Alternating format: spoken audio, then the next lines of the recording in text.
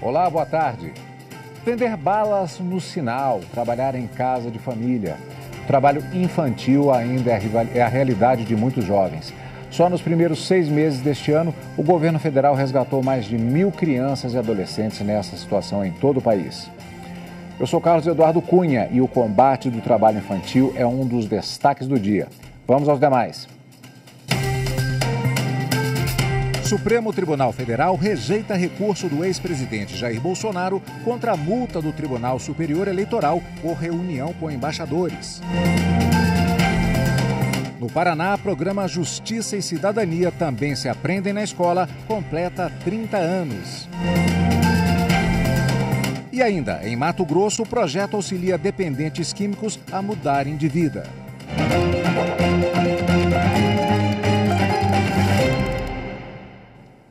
O ministro Dias Toffoli do Supremo Tribunal Federal rejeitou 2 recursos apresentados pelo ex-presidente da República, Jair Bolsonaro, e pelo Partido Liberal.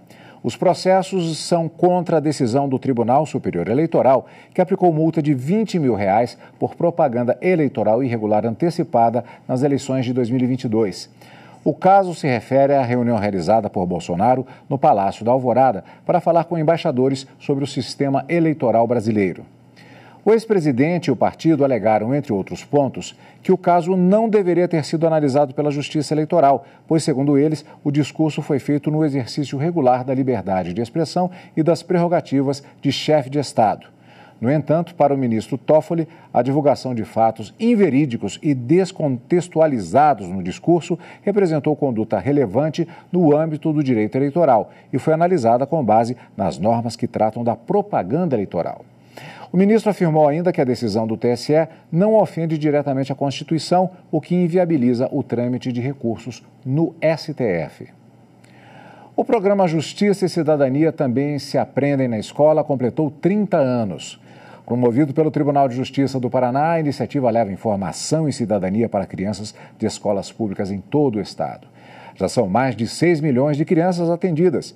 Os detalhes com o Adriano Ribeiro.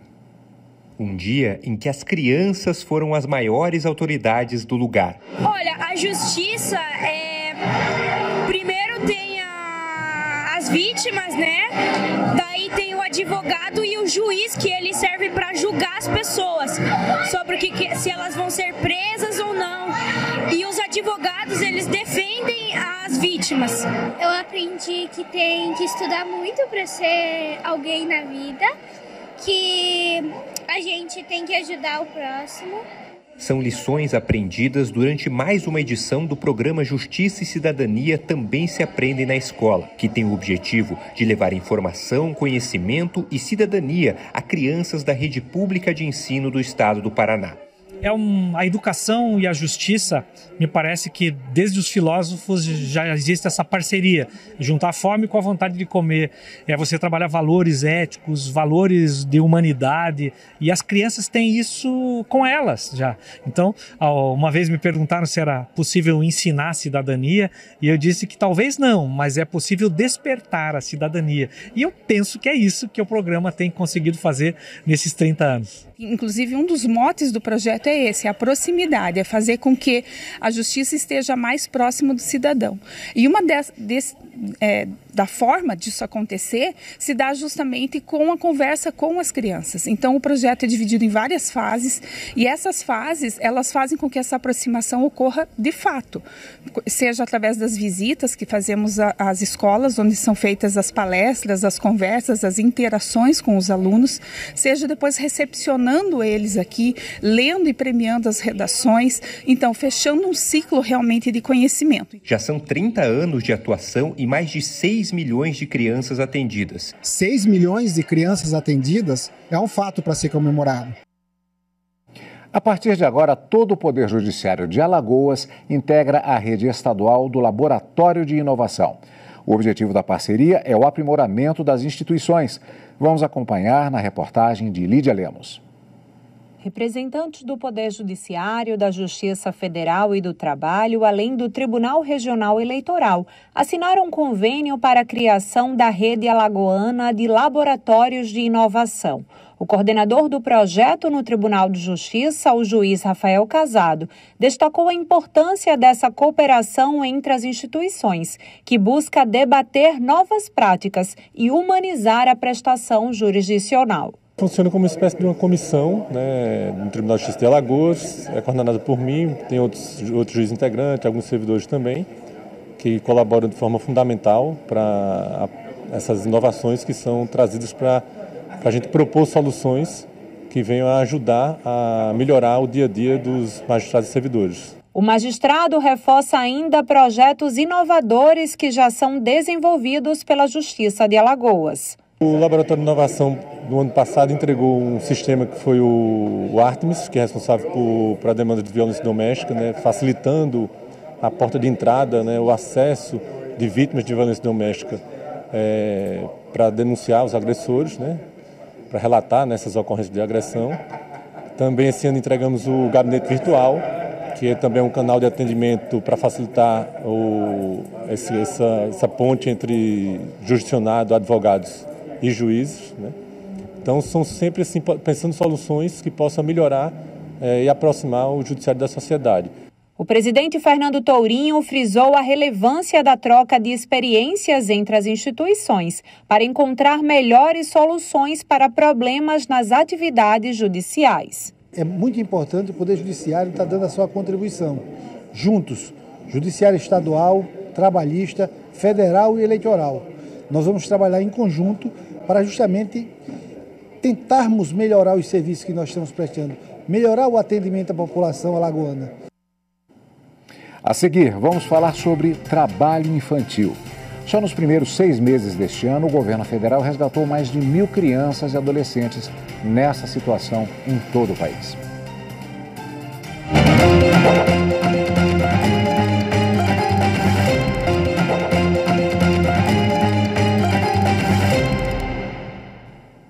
12 de outubro, Dia da Criança, também é uma data para refletir sobre os problemas que ainda afetam as futuras gerações. O trabalho infantil é um tipo de abuso que ocorre no mundo inteiro.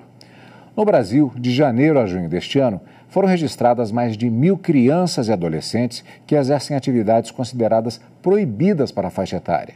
Veja na reportagem de Carolina Chaves. A cena é tão comum que para muita gente não chama atenção. Vender balas no sinal não deveria ser uma atividade para crianças, mas esse tipo de trabalho infantil ajuda a engrossar as estatísticas. De acordo com os dados da Pesquisa Nacional por Amostra de Domicílios, em 2019 havia 1.768.000 crianças e adolescentes de 5 a 17 anos em situação de trabalho infantil. A professora Edileuza Fernandes, da Universidade de Brasília, explica que o cenário, que já era ruim, ficou ainda agravado pela pandemia de Covid-19, que aumentou o desemprego de adultos e fez com que escolas fossem fechadas. A escola, a sala de aula, ela é um espaço muito importante para nós identificarmos crianças que estejam sofrendo abusos, no interior da sua própria família ou na sua comunidade, e a exploração do trabalho também, né? É a sala de aula o espaço em que esses conflitos, em que essas questões elas vão, como é que eu diria, elas pulsam, né? Elas vêm à tona. Nos primeiros 6 meses deste ano, o governo federal resgatou mais de 1.000 crianças e adolescentes de situação de trabalho infantil em todo o país. Os menores trabalhavam em atividades consideradas mais insalubres e perigosas, como a construção civil.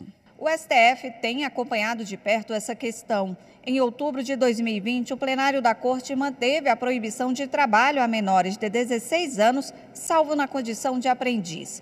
O relator ministro Celso de Mello afirmou que a Constituição Federal de 1988 introduziu a doutrina da proteção integral da criança e do adolescente diante de sua condição de pessoa em desenvolvimento.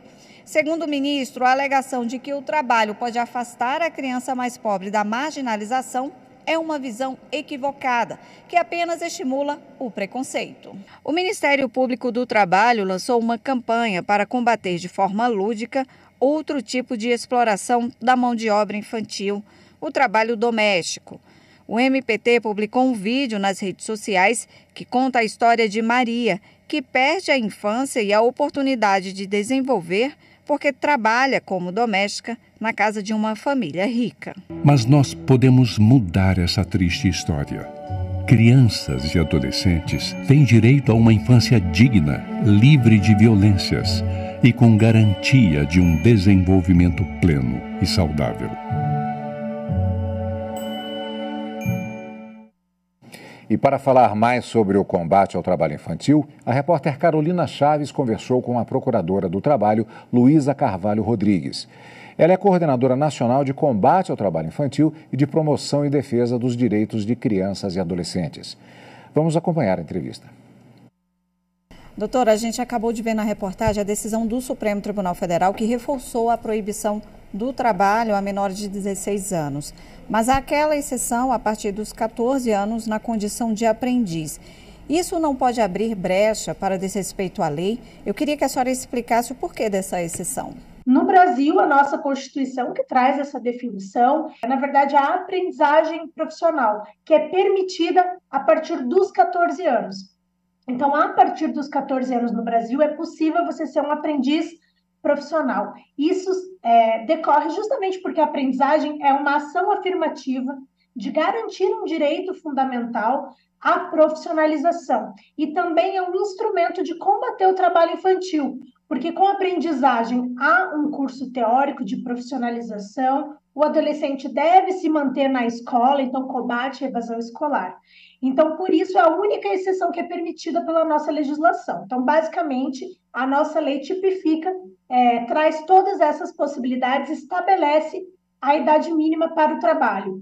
E é importante mencionar sobre isso que não é só o Brasil que tem essa idade mínima, certo? É uma construção internacional que aconteceu ao longo de séculos no sentido realmente de proteger crianças e adolescentes. Então, não é só no nosso país que existe essa limitação etária para o trabalho. Doutora, as leis que já existem, elas são suficientes ou precisa de outras, de mais leis para combater o trabalho infantil?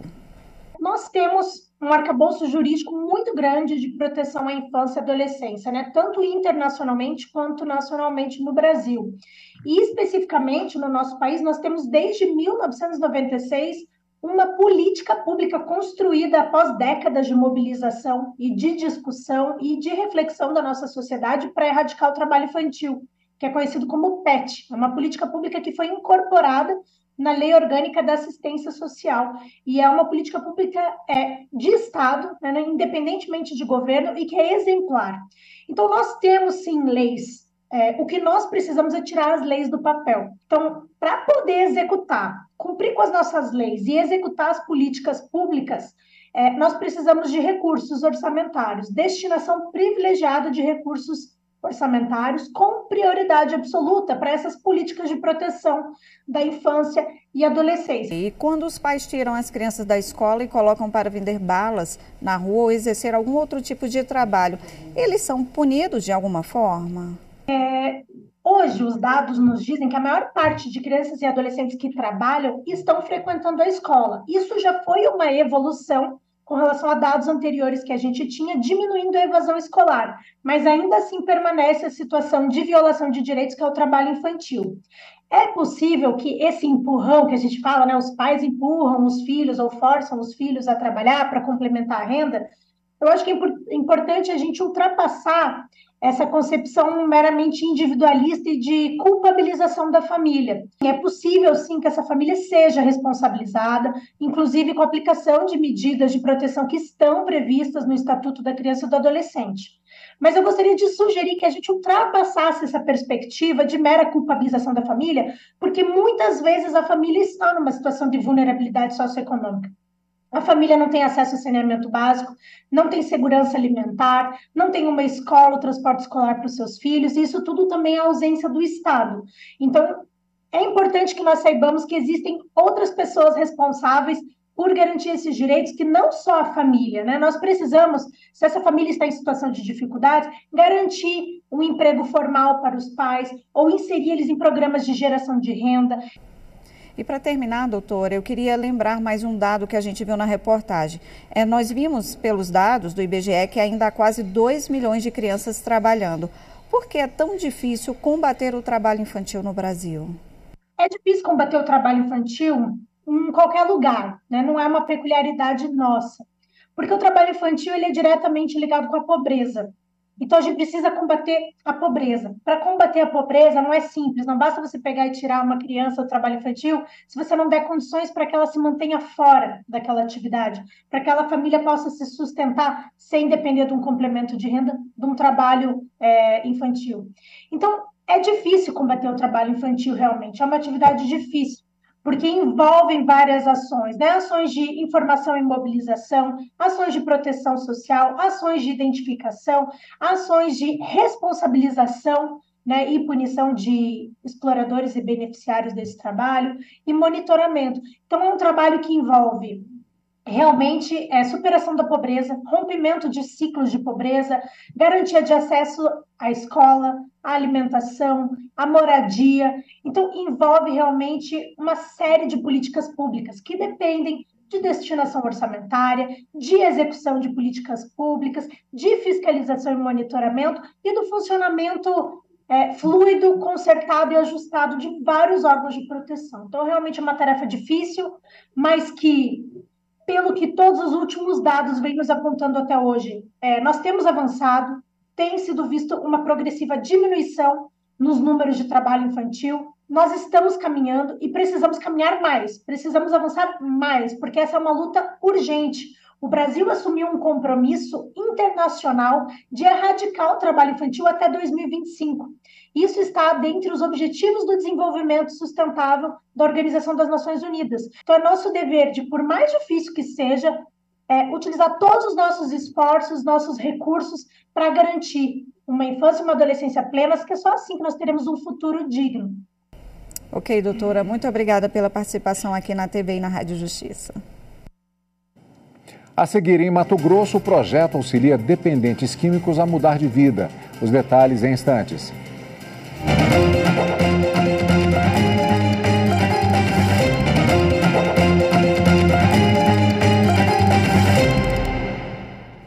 No Rio Grande do Sul, o Tribunal de Justiça assinou uma parceria com a Central de Transplantes do Estado para o programa Doar é Legal. Agora, as certidões emitidas pelo Judiciário com os registros da vontade de ser um doador de órgãos serão compartilhadas com o Executivo. Vamos acompanhar a reportagem de Matheus Beck. O TJRS e a Secretaria Estadual de Saúde firmaram um termo de intenção para o compartilhamento de informações do Doar é Legal. A partir de agora, a Central de Transplantes terá acesso aos certificados de doador emitidos desde 2009 pelo Programa do Judiciário Gaúcho, que é reconhecido pelo Conselho Nacional de Justiça. O objetivo é agilizar o processo e reduzir as filas para transplante no Rio Grande do Sul. Nós, no Rio Grande do Sul, tivemos, diríamos, o melhor número de transplantes em 2017, depois foi caindo com a pandemia mais ainda, mas em 2023 a projeção até o final do ano é que nós possamos alcançar o mesmo número de transplantes que foi no melhor ano, que foi 2017. De acordo com a secretária, a fila de transplantes no estado gira em torno de 2.700 pessoas. Neste ano, a expectativa é ultrapassar 1.200 cirurgias, o que ainda deixa um número de pacientes em espera. Por isso, é importante que cada doador manifeste a vontade aos familiares, a quem cabe a decisão sobre a doação ou não dos órgãos. A manifestação de vontade, seja em cartório ou seja através do nosso projeto, que é apenas uma declaração de vontade que o Tribunal de Justiça, o Judiciário atesta aquela intenção de ser doador, serve mais como um meio de informação aos familiares daquela intenção da pessoa, né, do familiar. Hoje, em torno de 50% das abordagens aos familiares para uma doação de órgãos, elas acabam sendo negadas, né? Justamente por quê? Porque as pessoas não sabem que aquela pessoa tinha ou não a intenção de ser um doador. Quando elas sabem, essa abordagem fica extremamente facilitada e dificilmente negada. No lançamento da iniciativa, também foi apresentada a nova identidade visual do programa. Além do reposicionamento de marca, a intenção com o novo design é buscar novas adesões e parcerias para o projeto. Eu não sou doadora porque um dia eu também posso precisar. Eu sou doadora porque um dia alguém pode precisar. E é isso que deve mover a todos nós. Para o ator Marcos Frota, a doação de órgãos é uma causa que une diferentes crenças e ideologias. Por isso, decidiu se engajar na campanha do Judiciário e combater a desinformação sobre o assunto para aumentar ainda mais a lista de doadores no Brasil. A vida é feita por milagres. Eu espero, sinceramente, que agora o Brasil se desperte. Nós somos referência na área de transplante, no Sistema Único de Saúde do país inteiro. Agora precisamos ser campeões também no ato de doação. Em Mato Grosso, ações do Juizado Especial Criminal de Cuiabá auxiliam dependentes químicos a mudar de vida. Além do trabalho promovido pelo Núcleo Psicossocial, este ano a novidade é a realização de oficinas de teatro. A reportagem é de Maritza Fonseca.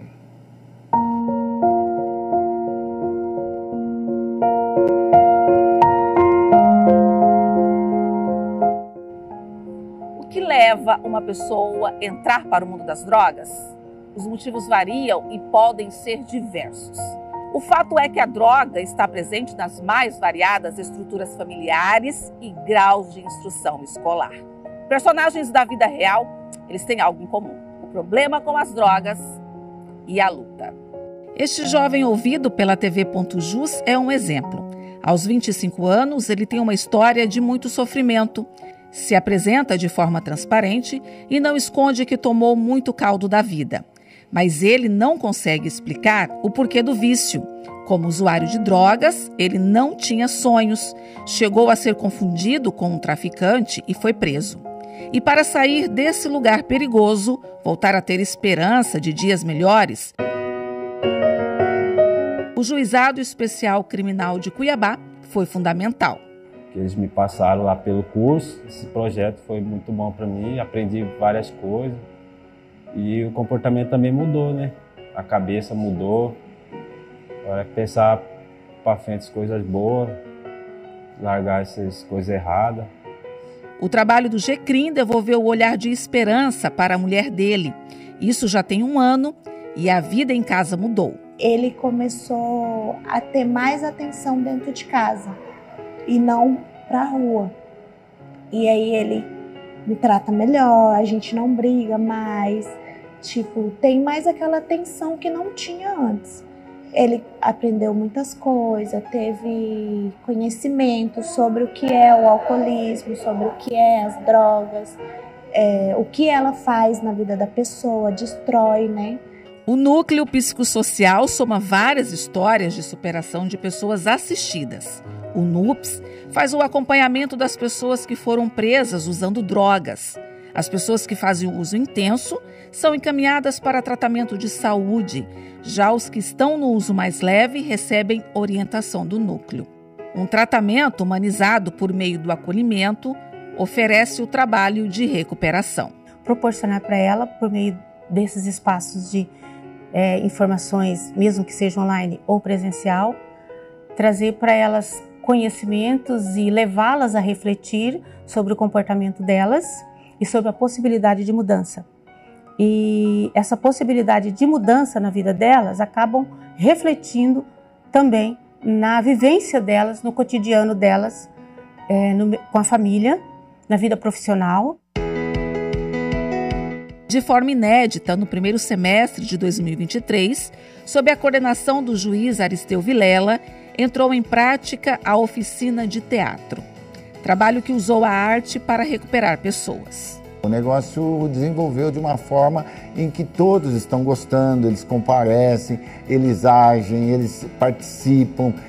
Como diz Freud, né? Quando a gente ouve a própria voz, a gente assume a nossa história. E eles lá, eles resolvem falar e vão interagindo. E a gente, de uma certa forma, contribui para que eles sejam reinseridos sempre na sociedade. No projeto Arte e Vida, Os assistidos se encontram uma vez por semana e o auditório do GCRIM se tornou palco da contação de história e teatro.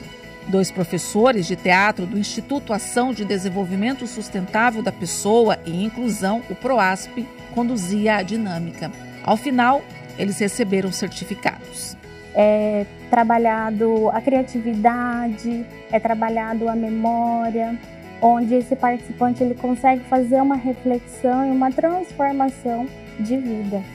A legislação prevê que as pessoas apreendidas pelo uso de entorpecentes sejam encaminhadas ao Juizado Especial Criminal para ter oportunidade de entender como se libertar do vício. E os resultados comprovam que os serviços do Judiciário ajudam a vencer o vício, oferecem oportunidade, esperança e a reintegração. No GCRIM existe a esperança de esperançar.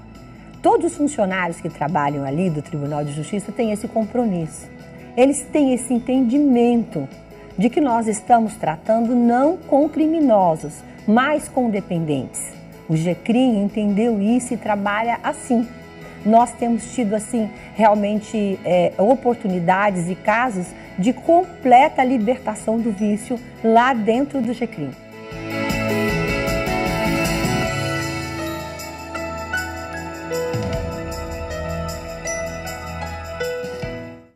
O Jornal da Justiça fica por aqui. Obrigado pela companhia. Uma ótima tarde. Tchau.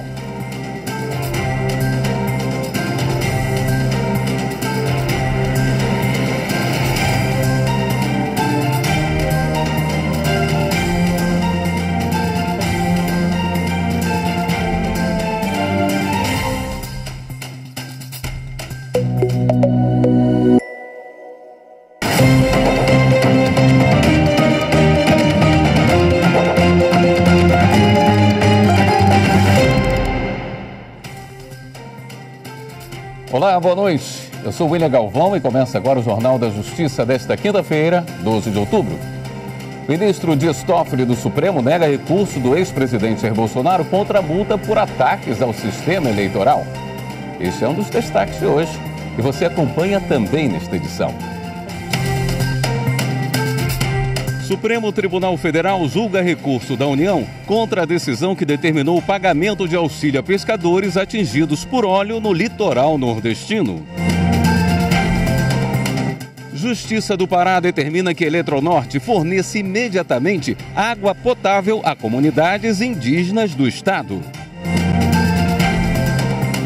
E você vai conhecer as relíquias e curiosidades de uma biblioteca com 22 mil livros da área jurídica no interior de Alagoas.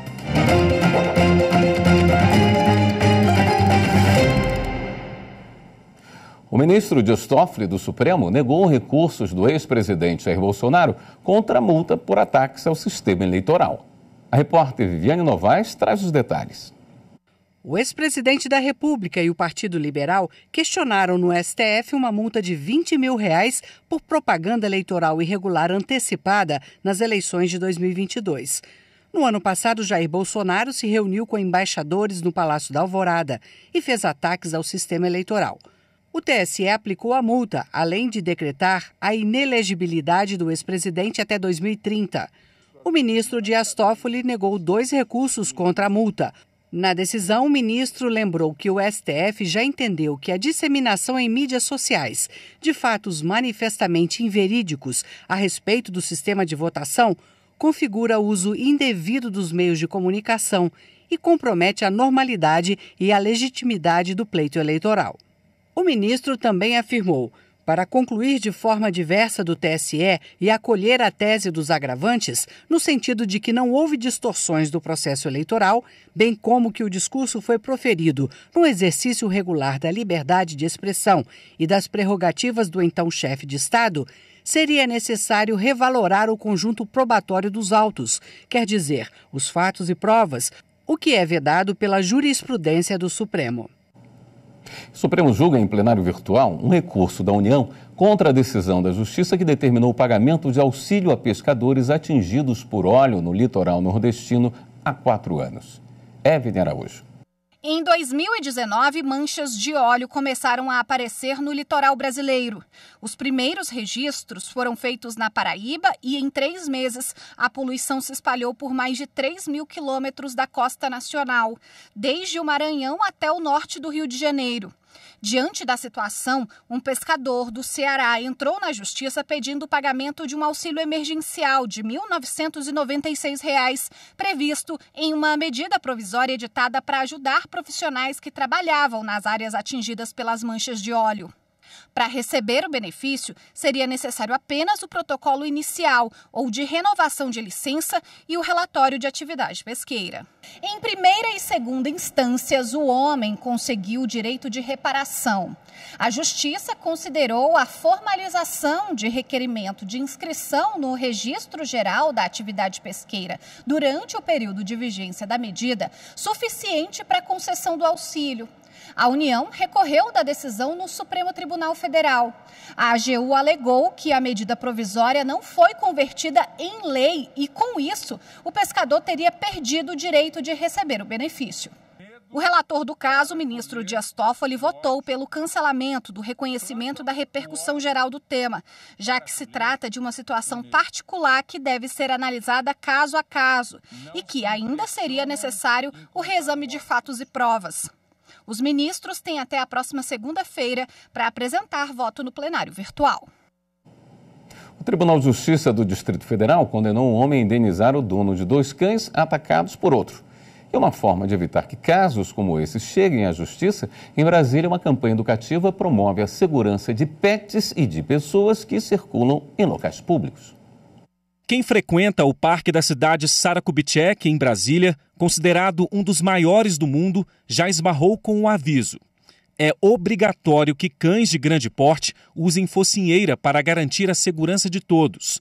O local recebe a visita constante de pessoas e tutores que passeiam com animais.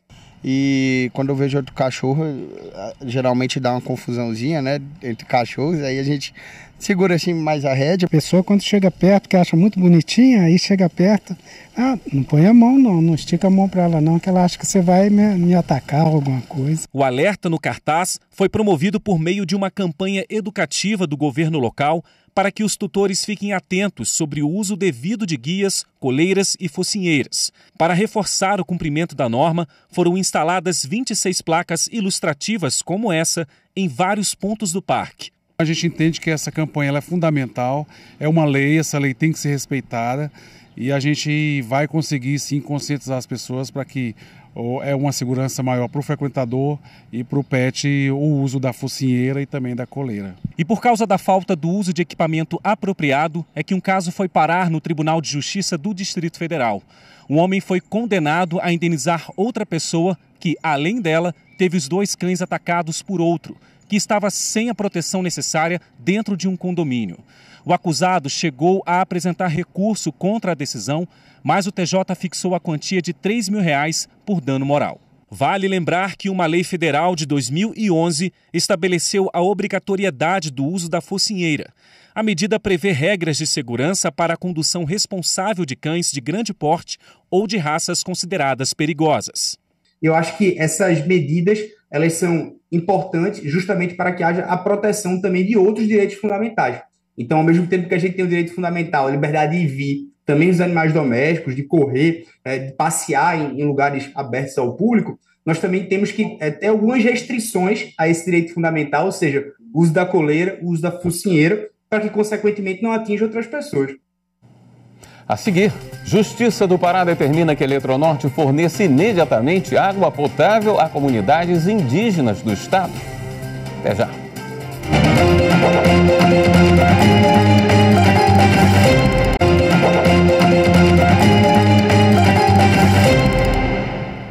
A falta do edital em uma ação coletiva de consumo não gera nulidade quando a decisão favorece o consumidor. A decisão é da 3ª turma do Superior Tribunal de Justiça. Detalhes com Marina Campos. O colegiado decidiu que a ausência da publicação do edital, previsto no artigo 94 do Código de Defesa do Consumidor, não torna o processo nulo se a sentença for ao menos em parte favorável aos consumidores. Caso contrário, deverá ser declarada nulidade processual absoluta. O Ministério Público ajuizou ação civil pública contra um banco por diversas irregularidades nas contratações de financiamento e de empréstimo consignado. O juízo considerou a ação improcedente, mas o Tribunal de Justiça de Minas Gerais reformou a sentença e declarou a nulidade de todos os atos processuais, desde a citação. No recurso ao STJ, o banco sustentou que a ausência do edital configura irregularidade sanável, além do que não teria havido prejuízo aos consumidores. A relatora, ministra Nancy Andrighi, destacou que o MP detém legitimidade para o ajuizamento de ação civil pública que vise assegurar adequada tutela coletiva de direitos dos consumidores. A ministra afirmou ainda que o objetivo do artigo 94 do CDC é beneficiar o consumidor. Desse modo, se a sentença for, ao menos em parte, favorável aos consumidores, o processo não poderá ser anulado com base na falta de publicação do edital, pois não terá havido prejuízo. Atendendo a pedido do Ministério Público Federal, a Justiça do Pará determinou que a empresa Eletronorte forneça imediatamente água potável aos indígenas da terra Trocará e de mais 3 comunidades por causa dos danos causados pela construção da usina hidrelétrica de Tucuruí. Repórter Márcio Fontinelli.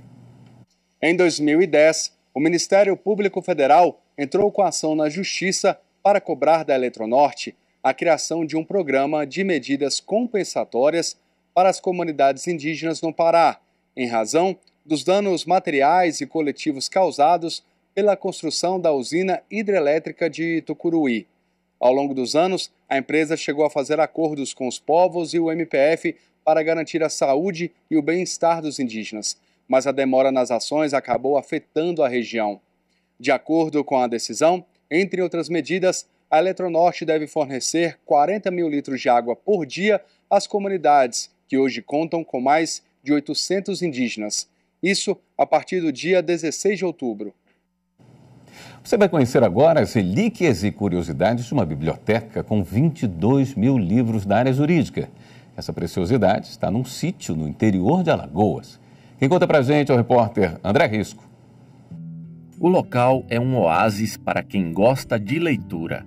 Essa foi a impressão que eu tive ao entrar na biblioteca instalada no sítio do juiz Claudemiro Avelino, que também é historiador e membro do Instituto Histórico e Geográfico de Alagoas. Ao todo, juntando toda a coletânea de livros e títulos na extensa biblioteca que toma toda a sala e a área externa da casa, o magistrado diz ter cerca de 22 mil livros devidamente catalogados desde que começou a ler e guardá-los. Desde os 14 anos que eu junto o livro. Eu era leitor de carteirinha da biblioteca do Senac, ou do Sesc. Eu saía da Pachuçara a pé pelo trilho, toda semana pegava um livro e voltava. Toda semana pegava um livro e voltava. Então eu lia no mínimo um livro por semana. Então biblioteca sempre me encantou. E quando eu tive chance de adquirir livros, fui reunindo. Quando fui para o direito, concentrei a aquisição em peças jurídicas. Depois que eu já tinha muita coisa do direito, aí eu comecei na história, material relacionado com história, né? História de Alagoas, do Nordeste, do Brasil, mundial. E depois linguística, eu gosto muito de língua. Agora não sei quase nada de línguas, mas gosto muito de línguas. E a outra literatura, né? Nacional e internacional. Dentre os milhares de títulos estão as obras do jurista alagoano Pontes de Miranda, do escritor alagoano Graciliano Ramos e até mesmo raridades. Que é um conjunto de alvarás régios e nesse contexto temos 2 cartas de Dona Maria I. Essa é de punho, uma peça original que remonta ao século XVIII. Ela trata de cobrança de impostos ou como proceder à cobrança de impostos, essa especificamente. Os demais, assuntos diversos, né? Navegação, promoção de juízes, criação de comarcas, editais régios também e regimentos também da coroa. É um conjunto muito interessante. Além dos livros, documentos históricos também compõem o acervo do juiz. Um processo de 300 anos envolvendo bens e herança em Marechal Deodoro está sendo guardado cuidadosamente por ele. Ele foi iniciado em 1723, né, que este ano exatamente faz 300 anos, e conta uma história muito interessante da disputa de uns bens, de umas terras, envolvendo uma escrava que teria herdado esse material ou recebido mediante testamento, e alguns herdeiros da falecida vieram questionar a posse e a propriedade desses bens, né? E aí é que começa o litígio na justiça, né? Tem início este processo, com um desfecho muito interessante, que a escrava acabou ganhando a causa, porque efetivamente a falecida não tinha herdeiros diretos e teria testado todos os bens que tinha para essa escrava, né? Claudemiro exibe ainda, em meio ao acervo, relíquias na sua coleção, como tinteiros, que eram usados como recipientes de tinta para a pessoa que escrevia com a pena, o mata-borrão, além de moedas raras e exóticas do Brasil e do mundo. Eu coleciono moeda desde menino, né? Desde os 10 anos, comecei com 19 moedas, uma gaveta no móvel antigo da minha avó, eu achei, e de lá para cá não parei mais, né? Hoje eu tenho uma coleção considerável de moedas brasileiras, todos os tempos, moedas estrangeiras, moedas de todos os países da ONU. Essa coleção aqui você encontra pelo menos uma moeda de cada país da ONU, material muito interessante. Isso aqui é só um álbum completo, mas eu tenho uma coleção imensa de moedas do mundo todo, inclusive países extintos, né? O juiz já está há 26 anos na comarca de Penedo. Como um grande leitor, bebeu na fonte da cultura penedense e conheceu muito bem a figura de Francisco Sales, o criador da Casa do Penedo, tido como o mais completo acervo do Baixo São Francisco. Foi numa querela jurídica, né, que eu o conheci, e ele me convidou para conhecer a Fundação Casa do Penedo. E era um museu, ainda é, muito bonito, com um acervo belíssimo, riquíssimo. E eu me encantei com o acervo da Casa do Penedo, que conta a história de Penedo desde sempre, né? Penedo é uma região muito antiga. Em 1501, Américo Vespucci já estava entrando ali no Rio São Francisco. 1501. Existe um mapa chamado Carta de Cantino que comprova isso. Então, a região muito antiga, né? E, portanto, tem muita coisa antiga. Tanto arquitetura, como documentos, como peças, enfim. O magistrado disse se orgulhar do acervo que vem construindo desde pequeno e afirmou que tem planos para o futuro de todo esse material. Eu pretendo no futuro destinar esse acervo, que já é um bom acervo, a uma instituição séria que possa proteger esse material que eu passei mais de 50 anos juntando, né? Então, eu não quero que esse material tenha uma destinação inadequada. Eu quero muito que ele fique guardado no local para os pósteros, né? Para as pessoas do futuro conhecerem esses objetos, né? Essas obras de arte que se perdem com o tempo. Então, o museu serve para isso, né? As instituições museológicas servem para poder passar esse conhecimento que ficou lá atrás, né? E é muito importante que a gente conheça o passado para entender o presente e planejar o futuro.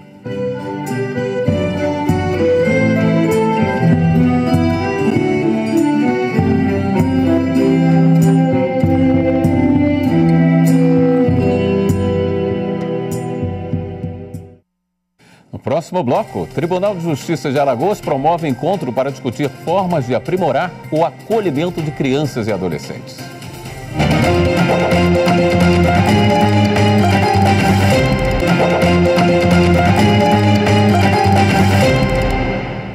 O Tribunal de Justiça de Alagoas promoveu um encontro com representantes e casas de acolhimento social para discutir formas de aprimorar o atendimento a crianças e adolescentes. Repórter André Risco. O encontro foi promovido pela SEIGE, Coordenadoria da Infância e Juventude do Tribunal de Justiça de Alagoas, em parceria com a Secretaria de Estado da Assistência e Desenvolvimento Social.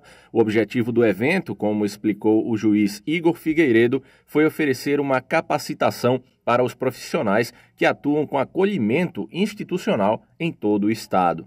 Na área da infância, o judiciário não pode, de maneira alguma, trabalhar sozinho. Todo o trabalho tem que ser feito em rede. E esse trabalho em rede ele tem que ser fomentado a cada dia. O objetivo desse encontro é justamente aproximar os laços dessa rede, tratar com todas as instituições de acolhimento qual a melhor forma de a gente proporcionar um atendimento adequado aos nossos jovens. Qual a melhor forma do judiciário e as instituições de acolhimento trabalharem juntos para que essas crianças sejam reinseridas na família ou colocadas na família substituta. Então, através dessa conversa, a gente vai entender a situação das instituições de acolhimento, mostrar o lado do judiciário e tentar harmonizar os entendimentos para que a gente preste um serviço de melhor qualidade. Durante o dia foram realizadas palestras com orientações técnicas para os serviços de acolhimento e sobre situações de violação de direitos que podem ensejar o acolhimento institucional. A gente vai ter uma parte prática, que é um estudo de caso, em que a gente vai trazer para as equipes construírem o PIA, que é o Plano Individual de Atendimento. Todas as crianças que estão acolhidas, elas têm que ter esse plano, que é o plano que vai orientar todas as ações que vão ser feitas com aquela criança, né, todas as medidas durante esse serviço de acolhimento. E também para nortear as decisões judiciais em relação àquela criança, se ela vai ser reinserida na família, se ela vai ser colocada para adoção. Cerca de 90 pessoas se inscreveram para a capacitação, dentre elas o Irani, que veio representando o LACA, lar de acolhimento que existe há 15 anos em Maceió. Segundo ele, o encontro é uma oportunidade para se atualizar. Todo ano tem sempre alguma coisa nova. E a gente vai ficando como diz o ditado, naquela mesmice, né? Aí vai um ofício para lá e volta. Então você está sempre juntos, né? Tanto as instituições como o Poder Judiciário, está sempre junto com as instituições, para mostrar, melhorar e agilização nos processos que a gente encaminha para lá. A Ana Paula veio representando a Casa Lar de São Miguel dos Campos, que atualmente cuida de 8 crianças e adolescentes. Para ela, o mais importante desse encontro é ter a possibilidade de trocar experiências para melhorar as práticas de gestão e garantir o melhor para os acolhidos. É necessário, porque ajuda no fortalecimento da rede, até porque a criança e o adolescente é a prioridade absoluta, né? E pela troca de experiências também. Até as nossas crianças agradecem, né? E a gente precisa dessa troca, desse retorno também. É bem interessante essas capacitações. A terceira turma do Superior Tribunal de Justiça entende que a definição de preço vil varia de caso a caso e que ele não pode ser aplicado à venda de bens particulares. Mais detalhes na reportagem de Jéssica Castro. Ao reformar acórdão de segunda instância, o colegiado entendeu que o conceito de preço vil previsto no Código de Processo Civil se aplica à hipótese de alienação de imóvel por iniciativa particular. No artigo 891, parágrafo único do CPC, está definido que se considera vil o preço inferior ao mínimo estipulado pelo juiz e constante do edital. E não tendo sido fixado o preço mínimo, considera-se vil o preço inferior a 50% do valor da avaliação. Apesar disso, devido às peculiaridades do caso em julgamento, a terceira turma reconheceu a possibilidade de se admitir a arrematação em valor menor do que 50% da avaliação atualizada do bem, sem caracterizar preço vil. Na origem do caso, após diversas tentativas frustradas de alienação judicial de um imóvel na fase de cumprimento de sentença de uma ação de cobrança, foi apresentada nos autos uma proposta de aquisição do bem por iniciativa particular, que foi aceita pelo juízo de primeiro grau. O Tribunal de Justiça de São Paulo anulou a venda direta por considerar que houve negociação por preço vil, tendo em vista a suposta valorização do imóvel entre a data da avaliação e a alienação por iniciativa particular. No recurso ao STJ, a adquirente sustentou que sua proposta, correspondente a mais de 50% do valor originário do imóvel, foi feita após 4 anos de tentativas frustradas de alienação em leilão judicial e após 10 anos de abandono e depreciação do bem. A relatora, a ministra Nancy Andrighi, destacou que o conceito de preço vil não é absoluto e que o STJ admite flexibilizá-lo em hipóteses específicas. Ela pontuou que, como preceitua o CPC, a iniciativa particular é negocial e pública e que o órgão judicial tem a função de atuar apenas como fiscal das negociações, sendo esta a interpretação que melhor atende aos princípios da razoável duração do processo e da proteção da confiança legítima. Para terminar o jornal, a gente conta agora a história de um cidadão brasileiro em comemoração aos 35 anos da Constituição. O motorista de aplicativo Raimundo Ferreira foi contemplado com uma decisão do Supremo Tribunal Federal.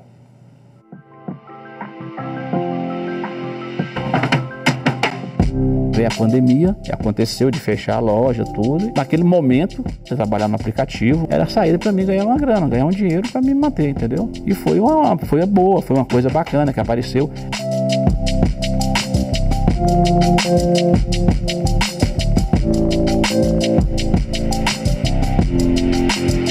você trabalha a hora que você quer, você pode parar no final de semana, trabalhar o dia todinho. O aplicativo te proporciona isso. Eu acho que abriu espaço para muitas pessoas ganhar seu dinheiro. Até assim, né? Tem muita pessoa que sustenta a sua família do aplicativo.